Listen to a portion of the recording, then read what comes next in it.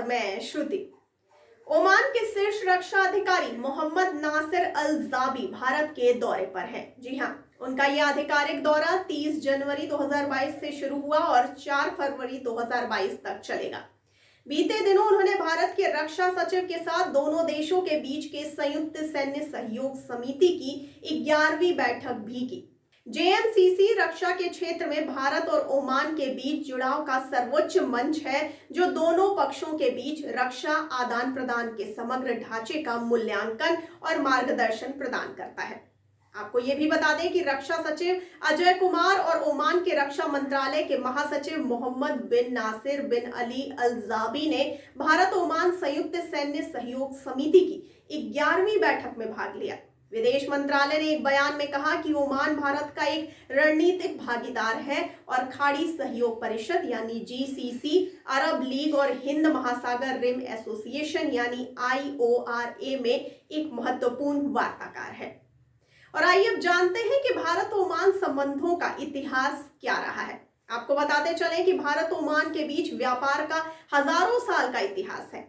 Oman में हुए पुरातात्विक उत्खनन के अनुसार 3री शताब्दी ईसा पूर्व के लगभग यानी शास्त्रीय युग के दौरान भारत और ओमान के बीच व्यापार होता था। बाद में ओमान के गुजरात और मालाबार तट पर मौजूद भारतीय राज्यों के साथ संबंध थे। आपको बता दें कि ओमान पहला ऐसा खाड़ी देश है जिसने भारत के साथ रक्षा संबंधों को औपचारिक रूप दिया। दोनों देशों ने सन 2006 में संयुक्त सैन्य अभ्यास किया और बाद में एक रक्षा समझौते पर हस्ताक्षर भी किया। यही नहीं, भारतीय नौसेना के पास ओमान में बर्थिंग अधिकार है। आपको बताते चले कि ओमान के तत्कालीन सुल्तान कबूस बिन सैद अल सैद ने जुलाई 1970 में जब सत्ता अपने हाथों में ली तो उस समय दो ही देश भारत और ब्रिटेन के साथ ही उनके कूटनीतिक संबंध बने। उस उक्त भारत में तत्कालीन प्रधानमंत्री इंदिरा गांधी की सरकार थी।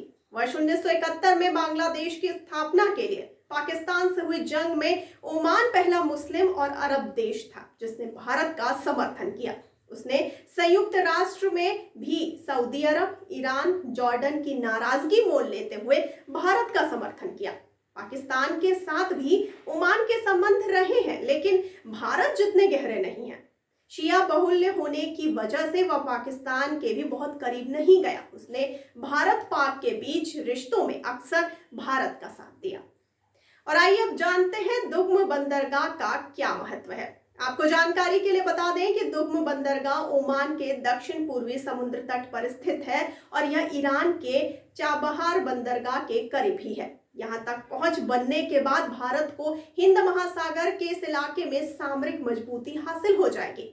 दुग्म ने भारतीय गतिविधियों में वृद्धि देखी है। हाल के वर्षों में भारत ने पश्चिमी अरब सागर में इस बंदरगाह पर एक हमलावर पनडुब्बी तैनात की थी।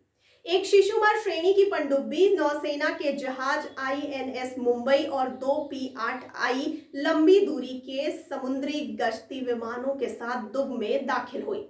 भारत को सैन्य उपयोग टोही विमानों के लिए रणनीतिक ओमान बंदरगाह तक पहुंच प्राप्त है। साल 2017 के सितंबर में भारत ने यहां एक पनडुब्बी भेजा था। इसके साथ वहां नौसेना का जहाज आईएनएस मुंबई और 2 P-8I निगरानी विमान भी गए थे। मोदी की ओमान यात्रा के बाद संयुक्त बयान में कहा गया कि दोनों पक्षों ने सैन्य सहयोग पर समझौता ज्ञापन 2005 में हस्ताक्षरित और 2016 में नवीनीकृत किया। उसने द्विपक्षीय रक्षा संबंधों को मजबूत करने के लिए सामान्य ढांचा प्रदान किया है। भारत और ओमान ने गौर किया कि समुद्री रक्षा में सहयोग और दोनों देशों के तटरक्षकों के बीच मई 2016 में हस्ताक्षरित समझौता ज्ञापनों ने संस्थागत बातचीत को गहरा करने के लिए एक मजबूत आधार प्रदान किया है। और आइए अब जानते हैं दुग्म बंदरगाह पर भारत और कौन सी गतिविधियां कर रहा है। आपको बताते चले कि पोर्ट ऑफ दुग्म में एक विशेष आर्थिक क्षेत्र भी है जहां कुछ भारतीय कंपनियों द्वारा 1.8 अरब डॉलर का निवेश किया जा रहा है। साल 2017 में अडानी समूह ने दुग्म पोर्ट में निवेश के लिए एक समझौता किया था। दुग्म के निकट सामरिक तेल भंडार के संदर्भ में भारत ने ओमान को भारत में सामरिक तेल भंडार के निर्माण में भाग लेने के लिए निमंत्रण दिया था। और आइए अब जान लेते हैं कि क्या है ओमान रक्षा अधिकारी की यात्रा का एजेंडा। आपको बताते चलें कि जेएमसीसी के इतर जाबी के रक्षा मंत्री राजनाथ सिंह से मिलने की उम्मीद है और उन्हें खरीद और संयुक्त उत्पादन की संभावनाओं के लिए भारतीय रक्षा उत्पादन उद्योग के लिए एक जोखिम भी दिया जाएगा। उनकी यात्रा के बाद फरवरी के महीने में उच्च रक्षा प्रोफाइल कार्यक्रमों की एक श्रृंखला होगी, जिसमें ओमान के रॉयल नेवी यानी आरएनओ के प्रमुख और रॉयल एयरफोर्स के प्रमुख द्वारा भारत की एक के बाद एक यात्राएं शामिल होंगी। ओमान आरएएफओ, भारतीय नौसेना और सीआरएनओ के बीच स्टाफ वार्ता और जोधपुर में एक द्विपक्षीय वायुसेना अभ्यास करेगा।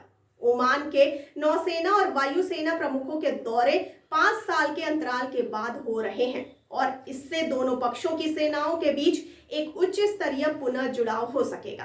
द्विपक्षीय वायुसेना अभ्यास वार्षिक है और इस वर्ष ओमान की ओर से 150 से अधिक कर्मियों की भागीदारी होगी। तो आपको इस भारत और ओमान संबंध के विषय में क्या कहना है? अपनी राय और प्रतिक्रिया हम तक जरूर पहुंचाइए कमेंट बॉक्स में कमेंट करके, और साथ ही साथ हमारे चैनल को लाइक, सब्सक्राइब और शेयर करना ना भूलिए। और मुझे दीजिए इजाजत, लेकिन आप बने रहिए द फुलझड़ी के साथ। धन्यवाद।